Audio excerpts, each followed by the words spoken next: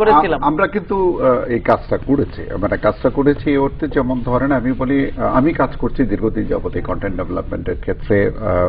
বাংলাদেশের প্রথম কন্টেন্ট অথবা পাঠ্যপুস্তকে রূপান্তর করা, ক্লাসরুমে নিয়ে যেগুলো করতে গিয়ে দেখেছি যে আসলে বেশিরভাগ যেটা সহায়তা করে সেটা হচ্ছে যে আমি একটি বিদেশি কন্টেন্ট দেখলাম, এটার অভিজ্ঞতাটা আমার কাজে লাগে অনেক বেশি। এবং তিনি খুব রাইটলি বলেছেন যে আমাকে আমার দেশের ছেলে মেয়ের কথা ভেবেই কাজটা করতে হয়।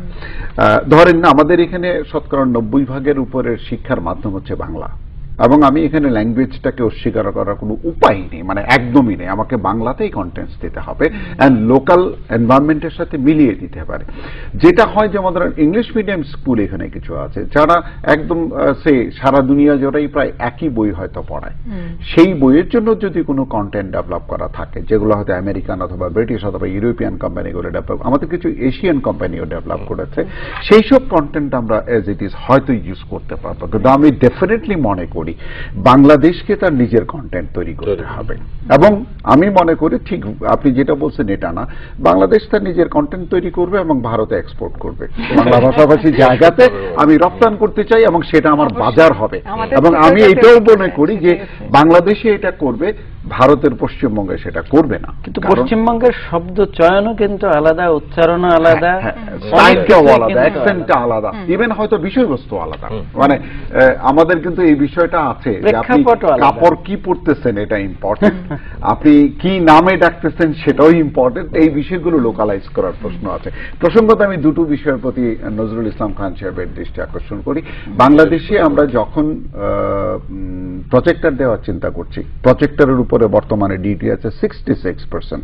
কেবল সরকার দেবে তাতে কিন্তু সমাধান হবে না। আমি মনে করি যে এটা জনগণের ক্রয় ক্ষমতার মধ্যে নিতে হবে যাতে সাধারণ মানুষ কিনে, অর্থাৎ সাধারণ স্কুল কর্তৃপক্ষ কিনে নিতে পারে। আরেকটি আমার দাবি হচ্ছে যে আমরা সরকার থেকে একটা ল্যাপটপ দিয়েছি, সরকার একটি রিভলভিং লোন ফান্ড তৈরি করতে পারে যেখান থেকে টিচাররা ঋণ নিয়ে সরকার তাদেরকে বেতন দেয় কিস্তিতে, যাতে তারা এই ইকুইপমেন্টটা নিতে পারে। শুধু দর্শক মন্ডলী, আজকে আমরা ডিজিটাল এডুকেশন নিয়ে আলাপ করলাম জনাব মোস্তফা জব্বারের সাথে এবং নজরুল ইসলাম খানের সাথে। আজকে আমরা জানতে পারলাম যে গভর্নমেন্ট বেশ কিছু পদক্ষেপ নিয়েছে যার মাধ্যমে আমরা ডিজিটাল এডুকেশনের যে প্রচার এবং প্রসার তা আমরা শুরু করে দিয়েছি এবং অতি শীঘ্রই আমরা এটার যে রেজাল্ট তাও আমরা দেখতে পাবো আশা করি। এবং তার সাথে যে ডিজিটাল ডিভাইড আছে তা দূরীকরণেরও বেশ কিছু পদক্ষেপ নেওয়া হয়েছে।